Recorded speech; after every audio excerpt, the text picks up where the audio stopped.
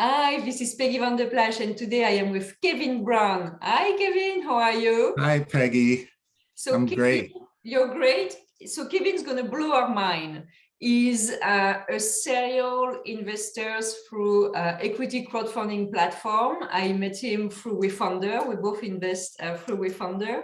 And he was kind enough to spend some time with us today to tell us more about why is he so excited about investing through platform, his best practices, success stories, debunking a few myths. So here we go. Thank you so much, Kevin. Shall we get going? Hello, everyone. Hi, Peggy. All right. So tell us more about you. Why are you in love with platforms? Yeah, so my name's Kevin Brown. I work in the tech industry, but I've been investing a lot, one of the more active investors, I would say, in the equity crowdfund space. Equity crowdfunding, for those of you that don't know, allows regular, everyday people to invest as little as $100. In my case, I'm an accredited investor, so I can invest a little bit more. But what really gravitates me towards equity crowdfunding is the ability for regular everyday people to invest. They've never been able to do that into private companies for more than 100 years. That's been the case. Like if you wanted to invest in Facebook when Zuckerberg was in his dorm room, a regular person didn't have that opportunity. Exactly. And so now with equity crowdfunding, we now have that opportunity for everyday regular people to invest. So that's why I'm excited. So do you want to tell us a bit how many investments you've made, even if it's a range, because it's very impressive? I've done over 100 deals. So that's definitely, you're the right person to tell us more about that. So when you look, and I'm sure you invest through multiple platforms as well, what makes you Actually, I have a story about that, but go ahead. Go ahead. So I mostly invest on WeFunder. Okay. So out of my 100 and something deals, they're all on WeFunder except for one, and that one has been done recently. Okay. So I'm an investor in WeFunder. Oh, as well. And so I also support them, and I try to get the best deals on WeFunder. But there was another one that was so great that I reached over the aisle and went to a different platform. Just a little bit unfaithful to WeFunder, just a bit. So what gets you excited when you look at a deal, and what makes you pull the trigger? Well, with every deal, you have to, do your due diligence and actually, read the pitch deck, read the Form C. But you're looking for those investments that there's this concept of TAM, which you probably know, which is total addressable market, things that have a big potential, have a potentially high addressable market. You're also looking at the valuation of the company. Do you think it's a good value? A lot of times you'll compare multiple raises and start comparing the actual companies on the platform. I do that a lot. I'll say, okay, this one is raising at this value, this one's raising at this, and I'd compare them. So that, it's a lot of excitement. In the last year or so, there's been, an explosion on the platforms because the SEC changed some of the rules. So there's a lot more companies, and with a lot more companies, it makes it somewhat difficult to differentiate good from bad, but there are, techniques that you can use to determine what you like and what you feel comfortable with investing in. So do you have some hard and fast rules. I know some angels who are telling me I don't invest above that valuation, or I just invest in that industry. Do you have this type of filter to simplify your tasks, or you're looking at everything and narrowing it down? Beyond the simplification of just WeFunder, that's one kind of simplification. But I look across, I'm looking for a diverse portfolio. So that's across many different industries. Yeah. So I've invested in entertainment, technology, ed tech, healthcare, so it's across many different industries. So I'm not focusing on just one type of investment. I want a diverse portfolio in many different ways. One of the things we spoke a bit about, like myth busters and this type of thing. So like you have been investing through platform for not as active, definitely not as active, but for many years. And there are like a few things that come back all the time. The first is valuation on platforms are too high. What do you think about that? You've done 100 deals, so I would think you don't think it's the case, but what's your perspective?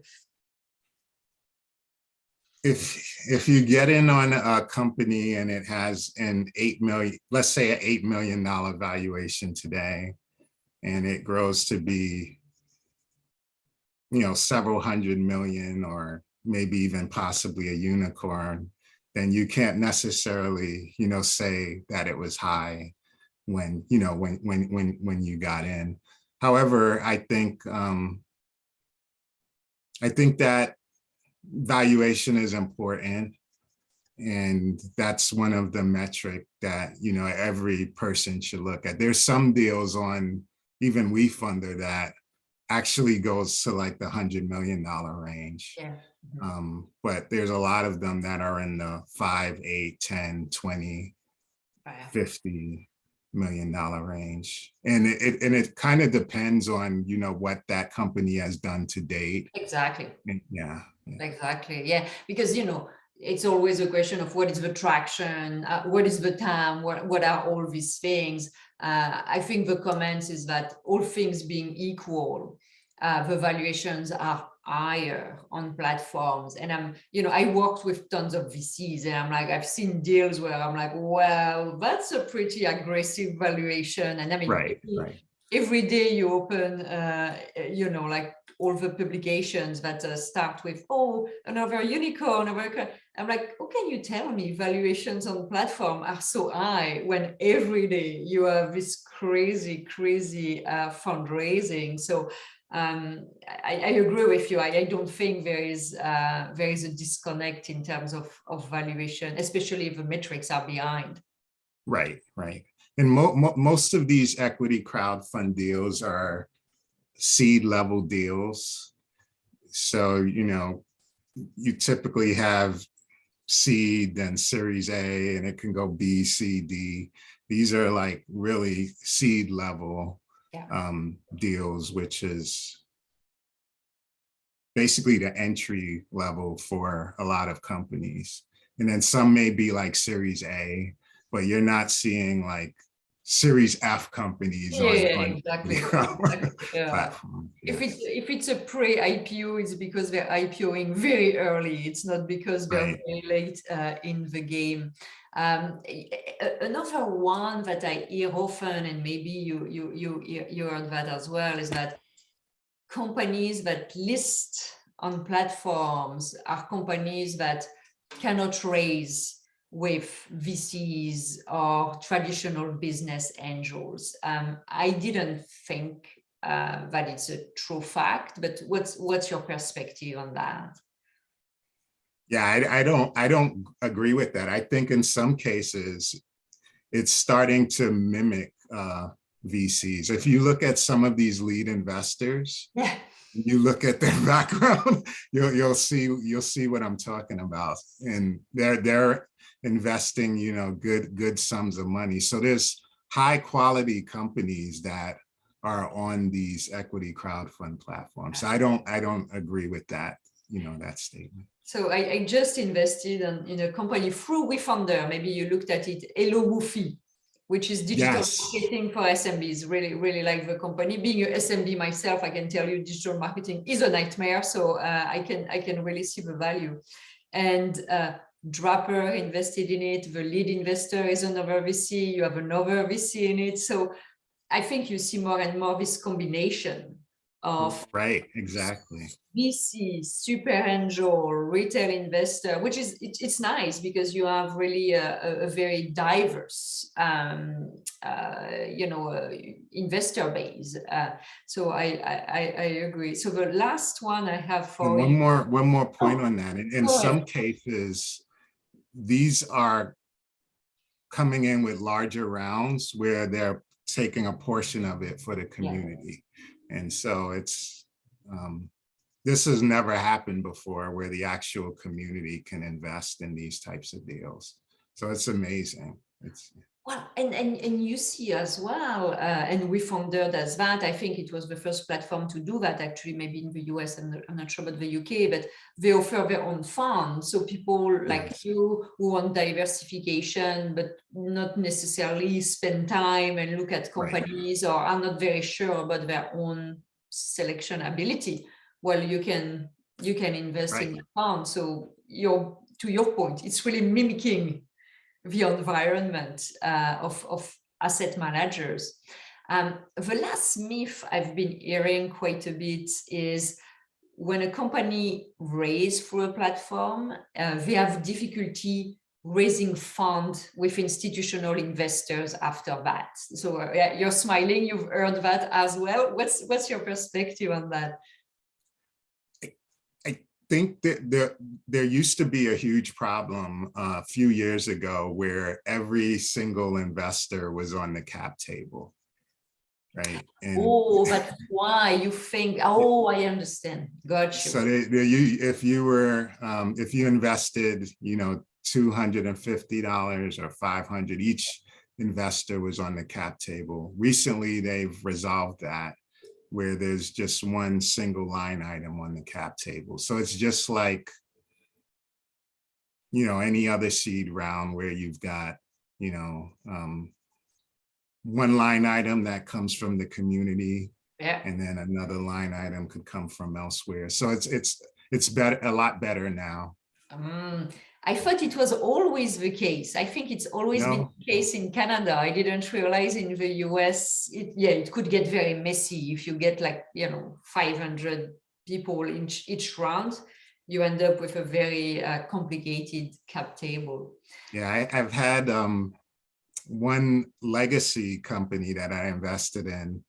They had all these individuals on their cap table, and they had to come back to this model because, they had challenges with that. But now it's just a single line item, which makes it nice. I can imagine.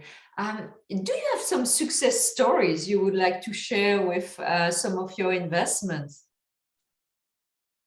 I've had a wide range, I would say. I've had a couple of exits.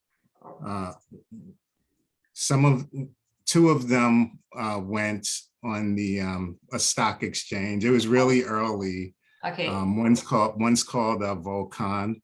Okay. They're a off-roading electric bike company. Oh, okay. I've had another company ended up on Shark Tank. That was really exciting. Oh, yes. Yes. Yeah, it's been, a good range of things that have occurred with varying companies. Well, and the time frame is so long, but I'm sure you have so many that are still and you keep investing. So it's a long time to unfold. Yes. Yeah, it's a long process, a long investment, but I think over time it's going to pay off pretty well, and I'm already starting to see it. Yeah, well, Yeah, that's the thing. When you invest very early stage, you know your losers first. So that can be quite discouraging. That's what I'm trying to explain to people often, is that the time frame when you invest, like me, at seed, it's going to be like 7-10 years. So, like, you really need to understand that when you invest, that it's illiquid and it's long. right. On top of being risky, obviously. So we spoke a little bit offline about why we both like platforms. You mentioned in your intro, that's something I love as well. Regular people can invest. You don't need to be plugged in Silicon Valley, or you don't need to have done an Ivy League to raise money or to invest. Right. One topic we discussed a little bit is also diversity. We know that diversity in terms of allocation of capital by VC is terrible by any standards. One of the things that crowdfunding is, I think, good is for diversity. What's your take on that? Is it something you look at when you invest? It's definitely something that I look at. I personally try to invest a good share in specifically Black businesses. So I think I've been fortunate to invest in some of what I consider, you'll see over time, but what I consider some of the best Black businesses that have been on equity crowdfunding. And I think those businesses are going to grow into substantial companies. And so I'm excited about that.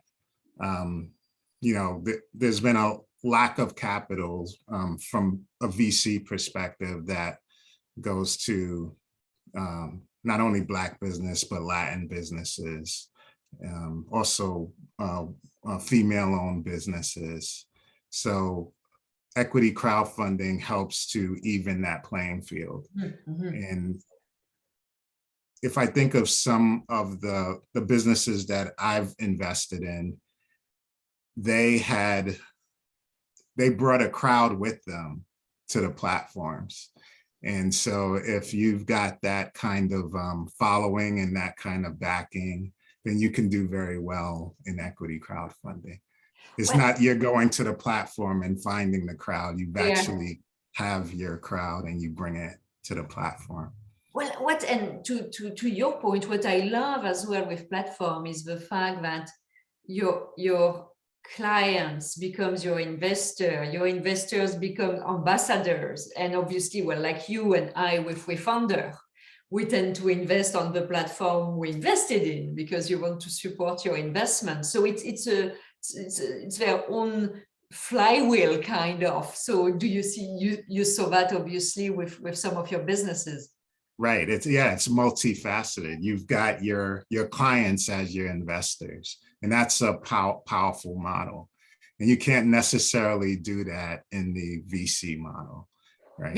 Yeah. You've got other benefits potentially from the VC model, but having your customer as your investor, I think that's a very powerful model, because now you've got all these advocates all over that can help promote your business. Exactly. And so we spoke a bit about diversity. So do you think that we talk about leveling the playing fields, which is great, but I mean, there's so much leveling to be done. Yes, definitely. Let's put it that way. That's not overnight, But do you think as well that if I put my investor at there is great opportunities if you look at this underinvested population? Because, okay, go ahead with that. Yeah, the underrepresented population has had trouble specifically with the seed round, not alone getting to A, B, C, D round. So getting that population into the seed round so that they can actually get the funding to start these businesses is amazing opportunity. I'd like to see more businesses actually recognize that opportunity and utilize this tool. And I'm not sure. And on the investor side, I like to see more investors. Exactly, On both sides. you want both sides, and I'm not sure if you invested at the time. It was on WeFounder under the name Regalii. It became Arcus. It was founded by Edicio de la Cruz and Edricio, sorry, de la Cruz, and it was a payment company. And the goal, it really appealed to me as an immigrant, was how to easily send money back to your family, but Yes. to pay invoices. So you're Right. not sending money, not knowing what we are doing with the money. You're Right. paying for the tax bill, you're paying for the telco and all that stuff. Anyway, so he did his initial seed raise on WeFounder 7 years ago. And to your point, it's also because VC was difficult for him to raise. And he just sold this company to MasterCard. Oh, wow. So a great success. And now he's starting an initiative to support Black and Latino owned business. Right. To be more represented in VC investments. So, it's That's exactly awesome. What you're talking about. It's really this cycle. And I think hopefully we're going to see more of people like him became successful and now become, advocate and are bringing with them the other people. So I find it very exciting, actually. What's the name of that company? So the company is called Arcus. They changed name. So ARCUS. When I invested 7 years ago, it was called Regalii at the time. REGALII. So I guess they changed name. Halfway for I don't know what, probably marketing reason, I don't know. But thank you so much, Kevin. Do you have anything else you want to share with the people who are watching, mainly investors, but also founders who I'm sure would benefit from your insight, whether on how to run a successful campaign, whether on how to pick the winners, which I know this one is a bit more difficult. Any last parting advice? Yeah, just this is a very good way of raising funds, specifically if you have a consumer-based business with a following. I think that's a powerful model, as we spoke about earlier. And from an investing perspective for the investors, it's something to help you diversify your overall portfolio, as well as support these entrepreneurs that are doing amazing things. Yeah, that's a win-win-win. Yeah. So thank you so much, Kevin, for taking the time out of your busy day to share your story and share your insights. It was really lovely to chat with you. Thank you, Peggy. Thank you. I had a great time. Thanks. Thank you. Bye, Kevin. Thank you. Bye.